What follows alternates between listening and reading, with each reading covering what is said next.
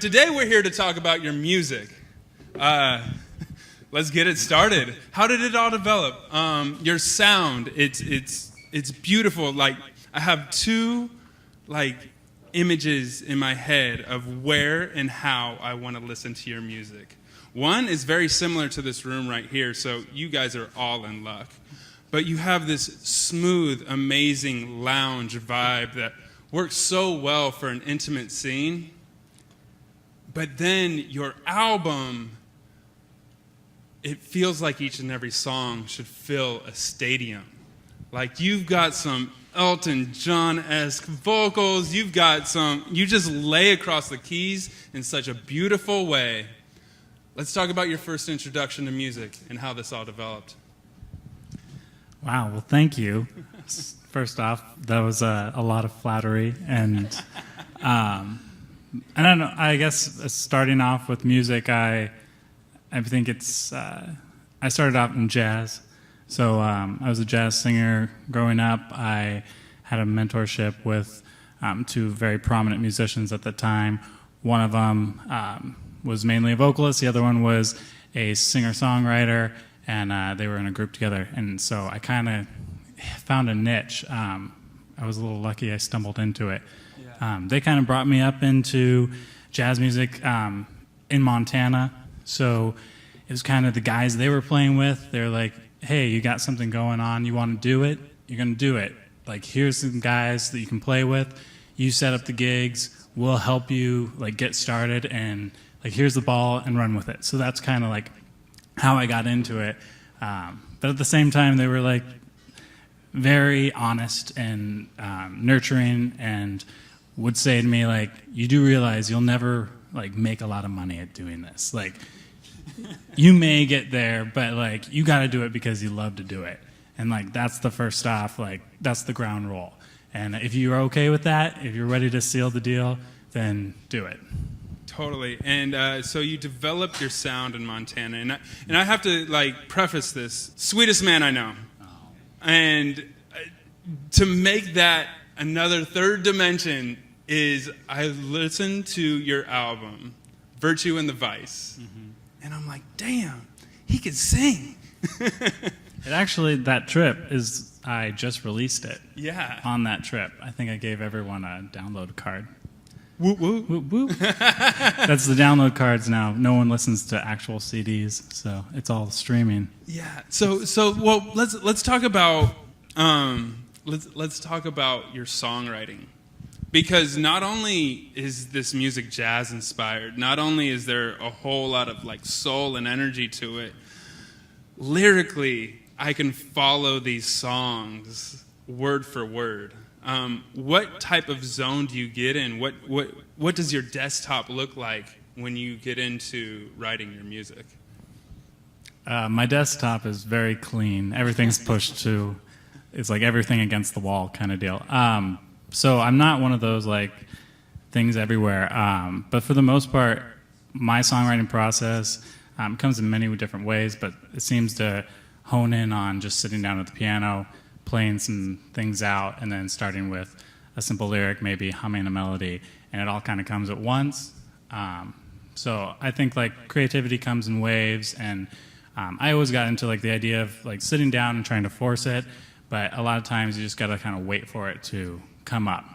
And when that does come up, you got to take it and run. So there were hours where I just sat down at the piano for maybe 15 minutes in my mind, mm-hmm. But then 3 to 4 hours later, I'm still there writing a song, because once it hits, you got to finish it. Otherwise, it's just, it can drag on for a while. And it will. And it's good that sometimes it'll drag on and you'll revise and such. But I think inspiration and creativity is something that comes in waves. And when it's there, you got to bottle it up and as quickly as you can.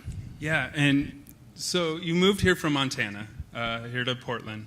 And you've fell into a lot of hobbies, and I think it's where you find a lot of your inspiration. Tell me a bit about that connection, how your lifestyle outside of writing music correlates to your music.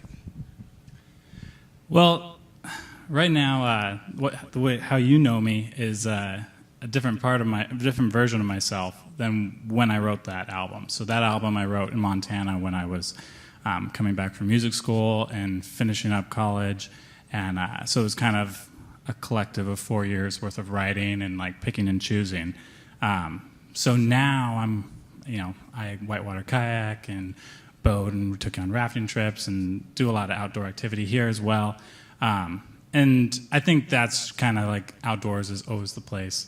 And we've talked about this where you can find a little bit of the peace of mind away from the hectic daily tasks. And then, so I think that's like a nice place to, conjure up ideas. But I said earlier to you, like I'm right now working on other material, and I think definitely like I needed some space and some time to gain some experiences before I could sit down and start writing about new experiences. You know what I mean? Yeah, totally. And what I get from your music and your album, first, when I heard it, I was like, this is reminiscent of a time ago, like you kind of transport me into a new place when I listen to your music.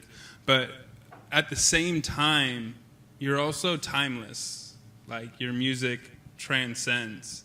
And I just want to know like some of your inspirations. Where do you find that, that element that makes it conjure up so many emotions?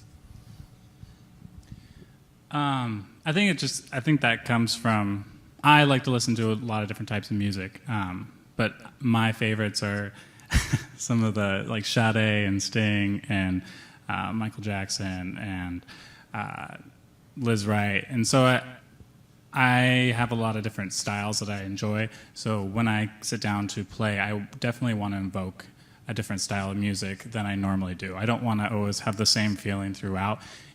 It's still going to be similar. Everything's connected through me. Yeah.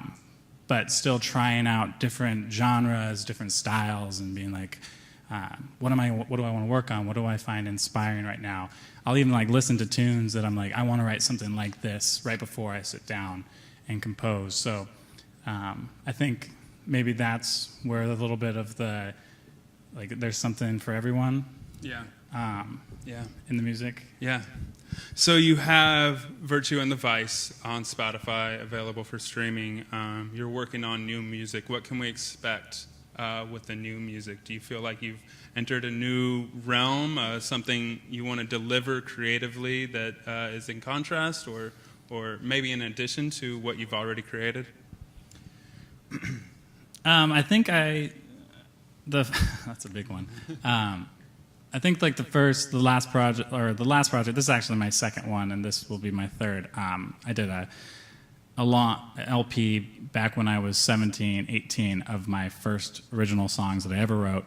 And I kind of just like went into a studio, hired some musicians, we played it out like very jazz style. So like that album, I was, 16, 17. I didn't know what I was writing about. I was writing about, constructs of love, and, I hadn't been in love, and, of course, like people were into it. So this last album was like a lot more into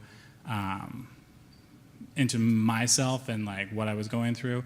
It's a little bit darker, and now this next version, it's gone through sweeps. I was starting in a very like single piano singer kind of vibe, and now I'm building back into like a full band kind of setting.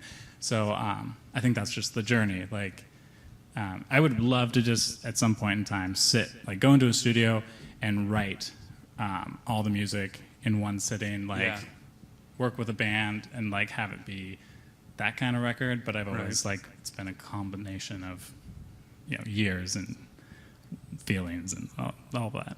So beautiful, and I'm so excited to introduce your music to our audience here at Secret Society and also at home on Facebook and YouTube. Everybody put your hands together for Jacob Koelzer.